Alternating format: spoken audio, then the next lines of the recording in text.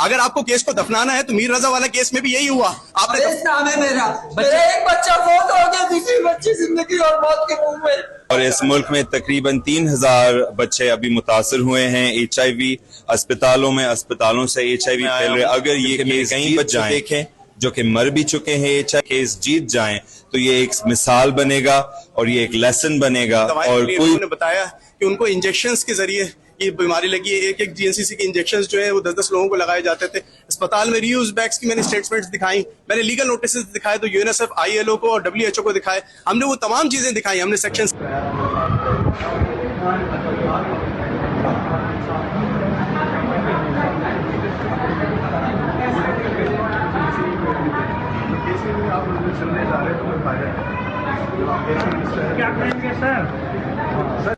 इस मुल्क में कोई इंसाफ केस जो है, आज लोगों ने बताया कि ना उनको दवाएं सही प्रॉपर मिल रही हैं, ना उनको हाई अच्छी पोटेंसी की अच्छी फर्म्स की दवाएं मिल रही हैं, उनको थर्ड क्लास दवाएं मिल रही हैं। लोगों ने बताया कि उनको इंजेक्शंस के जरिए ये बीमारी लगी है। एक GNCC के इंजेक्शंस जो है वो 10-10 लोगों को लगाए जाते थे। अस्पताल में रीयूज बैग्स की मैंने स्टेटमेंट्स दिखाई, मैंने लीगल नोटिस दिखाए, तो UNICEF ILO को और WHO को दिखाए। हमने वो तमाम चीजें दिखाई। हमने सेक्शन 7, 5 और 3 बताया। हमने बताया डिस्पोजल सिरिंजेस एक्ट के तहत फौरी तौर पर FIR कटनी थी, एविडेंस को जाया किया जा रहा है। 37 लोगों जो उनके नाम दिए हमने शो कॉज लिस्ट दी, किसी ने शो कॉज लिस्ट की लिस्ट नहीं दी। हमने आज एक कोर्ट के अंदर 9 डिसीज लोगों की लिस्ट दी, 120 अफेक्टेड लोगों की गोश्त की। मुझे कहा गया कि एक सियासी केस बना रहे। अगर ये बच्चे मर गए तो आप BBC और टेलीग्राफ और वॉल स्ट्रीट जर्नल ने ये कह दिया।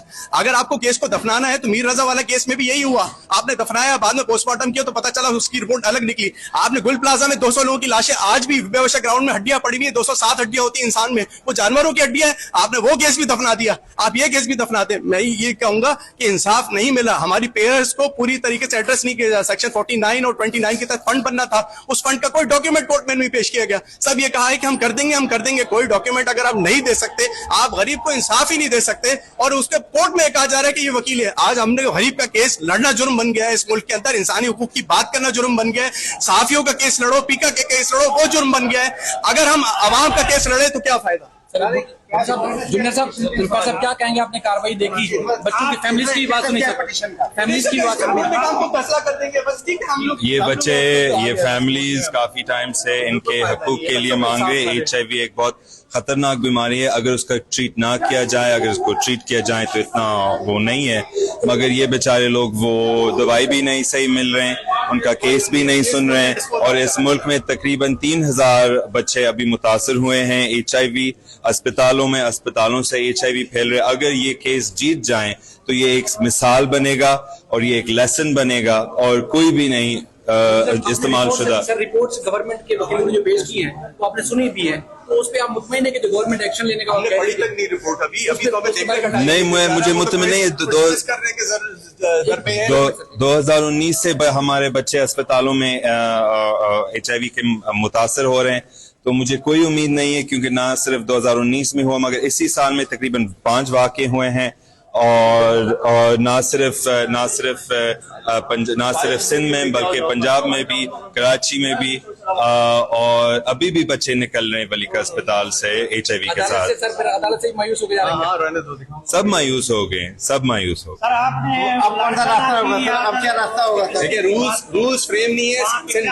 Sindh regulation and control disposal act के रूल्स मौजूद नहीं है। सर, अगर आप लाखाना में बहुत बुरा सूरत हाल है। अदालत से मायूस होंगे तो फिर क्या रास्ता इख्तियार करेंगे आवाम? नहीं, लड़ते रहेंगे, फैमिलीज लड़ते रहेंगे। हम ठीक है, हम मायूस नहीं है, हम जद्दोजहद के लिए तैयार हैं, हम लड़ने के लिए तैयार हैं। इंशाल्लाह ताला हमें इन्हीं बच्चों के लिए इंसाफ मिलेंगे, मगर बड़े मुश्किल के साथ और बड़े मेहनत के साथ भी। उनकी हिमायत में आए थे कोर्ट में? मैं उनकी हिमायत में आया हूँ, मैं उनके हमदर्दी में उनकी हिमायत में आया हूँ, क्योंकि मैंने कई बच्चों देखे जो कि मर भी चुके हैं HIV से। मैंने कई ताजियत पे गए हैं HIV के मुतासिर के, जो कि HIV से मर गए, एड्स से मर गए। और मैं ये हमारे मुल्क में ये नहीं देखना चाहता हूँ। एंटी रेट्रोवायरल फ्री में भी मिल सकते हैं। और ये किस तरह के मुल्क है जो कि ईरान और अमेरिका को एक टेबल पे ला सकते हैं, मगर जो कि हमारे अस्पतालों में नहीं सुई नहीं दे सकते। ठीक है sir, thank you sir, thank you. Rules भी मौजूद इनको फीवर था, इनको फीवर की कंप्लेन से पिछले साल 14 अगस्त 2025 को एडमिट किया था। हमें तो ये नहीं पता था ना कि HIV भी बीमारी होती है। एक ही नीडल और एक ही सिरिंज इस्तेमाल करने की वजह से 10 cc का सिरिंज ब्लॉक नहीं होता है प्रवास, वही इन सब बच्चों को इस्तेमाल है जिसकी वजह से ये HIV में मुब्तला हो गया।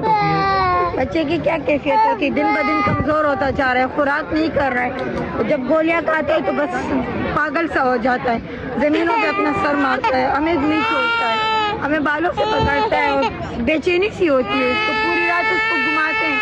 हमारे केस को दबाया जा रहा है, हमारी कोई सुनवाई नहीं हो रही इलाके है। में क्या बच्चे एक दूसरे खेलते भी इन लोगों से? नहीं, इनके साथ कोई नहीं खेलता है, हमें घर से निकाल दिया गया। हम किराए के घर में रह रहे, जब से मालिक मकान को पता चले कि बच्चे को एड्स से मालिक मकान भी बोल रहे हैं हमारा घर खाली करो, जहाँ से जाओ। तो यानी कि वहाँ फील्ड में कोई ऐसा नहीं है? नहीं, माशरे में हमारे बच्चों के साथ लोगों का बर्ताव बहुत बुरा है। तो अदालत से आप क्या चाहती थी? आप अदालत से हम इंसाफ चाहते थे, अदालत ने तो हमारी सुनी ही नहीं। हम यहाँ इंसाफ के डर से हम अपने टूटे दिल लेकर जा रहे, अपने मासूम से बच्चों को लेकर जा रहे। इनमें किसी अमीरों का बच्चा नहीं है, कोई किसी की सुनवाई नहीं हो रही है। ये सब गरीबों के बच्चे, मजदूर के बच्चे, जिए मरे, इन अमीरों का क्या फर्क पड़ता है। अभी आप हुकूमत से कुछ कहेंगे?